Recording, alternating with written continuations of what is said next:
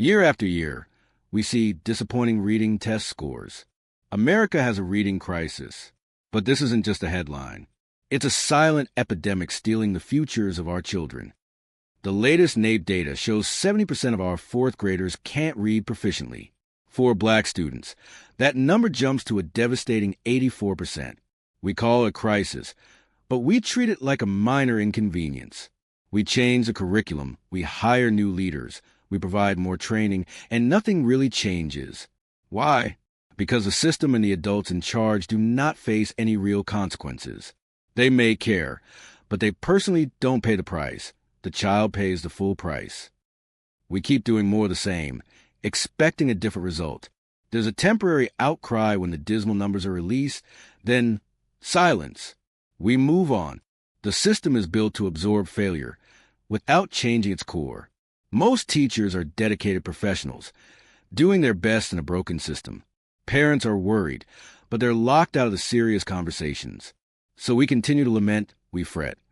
And we accept this as the new normal. But what if we could shock the system?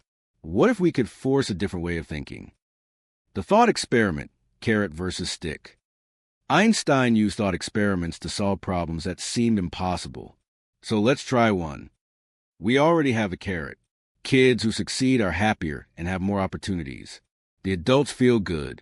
It's not enough. So let's imagine the stick.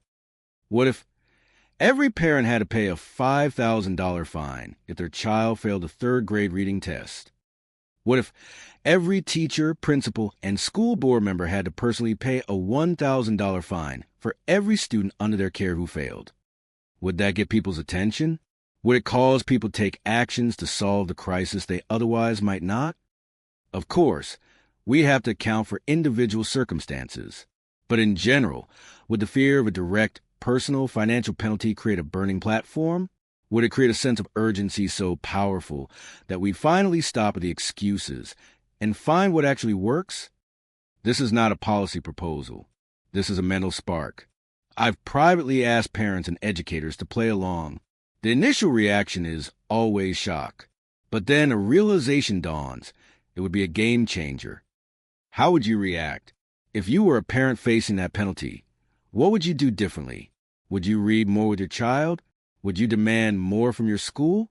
Would you seek out tutoring the moment you saw your child struggling? If you were a teacher, would you demand different training, more effective curricula? Would you collaborate with parents as true partners, not as obstacles?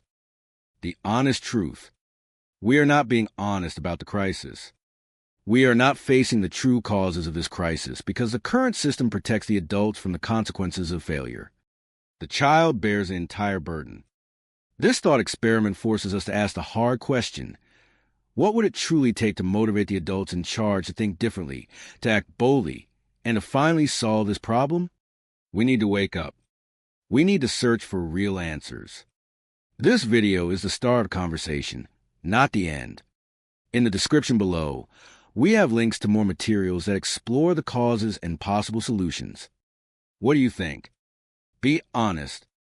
Be provocative. In the comments, tell me, would this thought experiment change anything?